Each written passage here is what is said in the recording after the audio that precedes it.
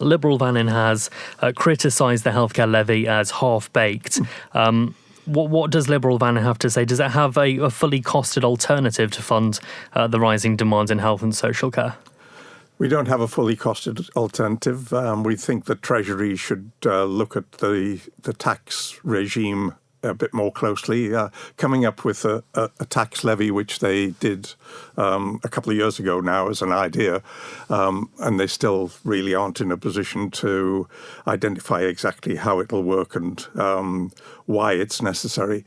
It appears from the consultation document that basically it's income tax in just another form, which begs the question, why not just do what they did in the last budget but one, which was to increase income tax to help pay for what is obvious to everyone, that the health and social care services need more money.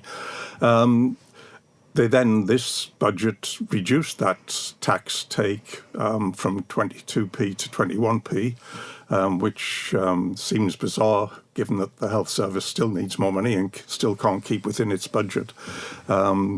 So they are now consulting on the health levy, and we think that it's totally unnecessary if it's to basically just be income tax in another name. If they were going to broaden the tax base and introduce perhaps some form of wealth tax, it might have to be part of the tax levy, it might have been more sense, but it's just turning out to be income tax again, and it still is penalising mainly people on lower incomes in that it's applying from the 10% tax take upwards, and also there's a cap being proposed at the top end. So people who have more money are paying less at the end of the day than people who have very little money.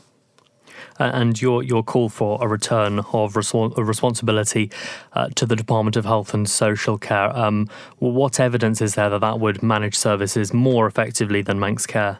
Yeah, we haven't said that for definite. We've said there is going to be a review into Manx Care, but we think it should be a very wide review. Manx Care was established because it was felt that the previous system wasn't working. So scrapping Manx Care should be evidence-based and not based on just a gut feeling that things still aren't right.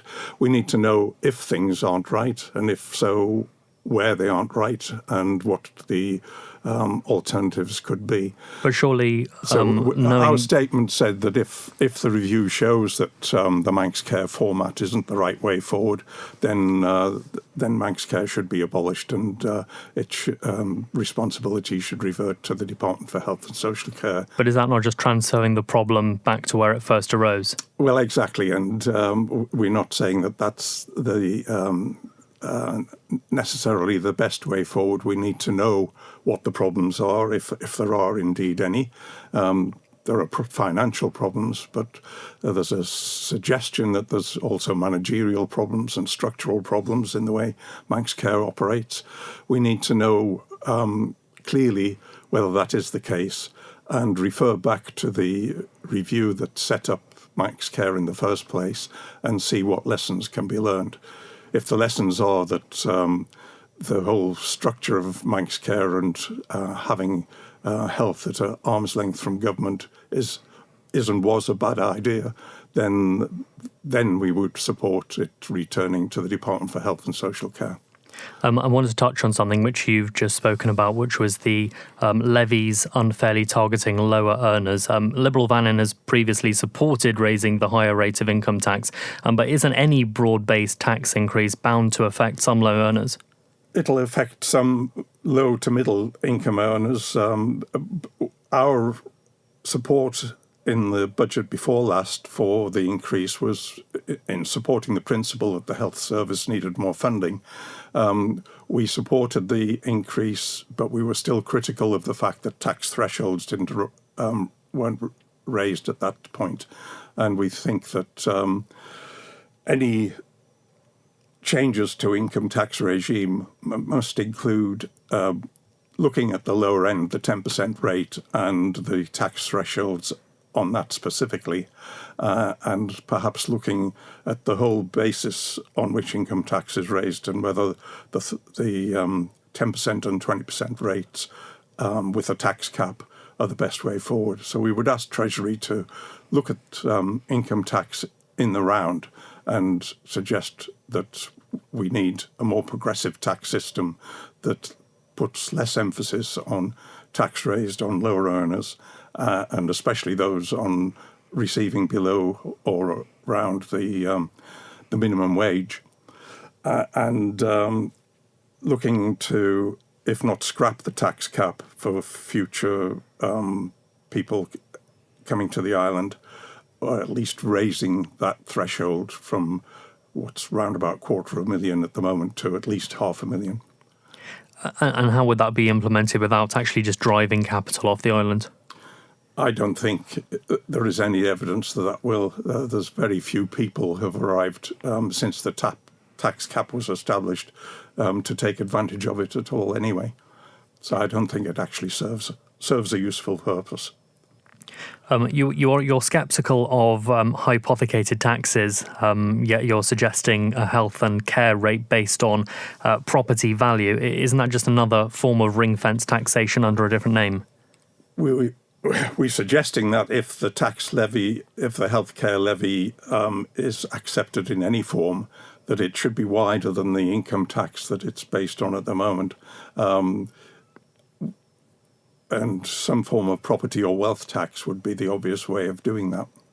But when people who can afford it just buy a property that is of low value and then assign themselves there? I think that there might be one or two people on the margins of rateable value rates and bands that might decide to do that. But I think basically people buy properties that they want to live in. They don't think too much about the rateable value of it. So Liberal Vannin says this consultation shouldn't lead to another report gathering dust. What will your party do to ensure action? Especially, you are a party without executive power. You do have one MHK in office. Mm-hmm. So what can you actually do? Well, all we can do is to lobby and suggest alternatives where we believe that they are important. What we'll be doing over the next 12 months is establishing policy that will go into our manifesto for candidates standing for Liberal Vannin at the next general election for the House of Keys. And you've argued against population growth as a solution, but how else would you propose to expand the tax base and meet some of the long-term demographic challenges like an ageing population? Yeah, well, I think population growth will happen organically if it's going to happen at all. But we think what's more important is that the government looks at improving productivity, both in terms of the public sector and also assisting the private sector on the island to improve productivity. One way of doing that is to improve support for apprenticeships on the island and help improve the skills base of our young people in particular, but for people throughout their lives to reskill and upskill. And you've also mentioned digital and AI investment as a solution for productivity too. Mm-hmm. How would Liberal Vannin ensure that investment is delivered effectively and doesn't just become another slogan? Mm-hmm. Well, I think it's digital and AI are catch-all terms, and I think some proposals will be more effective than others. So it's a question of choosing the right ones.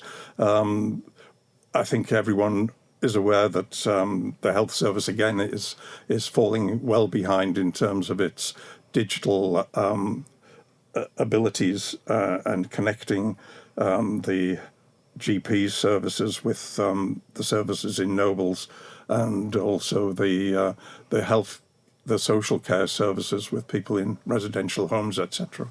So having a greater investment in IT to improve people's ability to book appointments online, get results from their tests, etc., and for the health service professionals to have a better understanding of the patient's background from the GPs to when they arrive, if they do arrive at Nobles for treatment. I mean, that's all very well, but that relies on the population being tech savvy and able to actually embrace that sort of technology.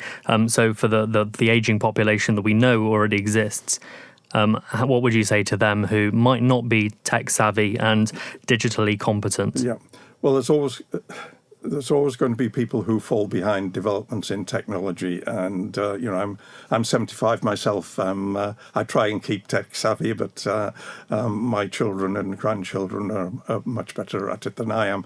But I think there has to be support there for people who are unable, for whatever reason, whether it's because of lack of equipment or lack of understanding of how to use their equipment. Age Concern in the past has provided a lot of support for people to get abreast of new technology, and I think government should be supportive of that. And also, there should always be opportunities for people who genuinely can't use online services to have another way of accessing any of the services that government is providing. And if Treasury takes away one thing from what Liberal Vannin has said, what do you hope that one thing will be? That we need to have a proper look at how the tax system operates on the island, not just for income tax, but our rate system, our corporate taxation, and to have a full and frank review that people can then have confidence that money that they're paying in taxes is going to be well spent, and it's also not affecting the lower paid to the advantage of those who are better off in society.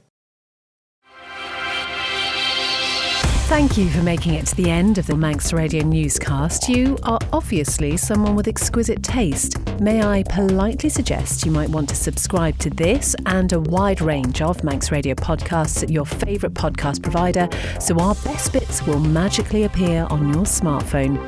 Thank you.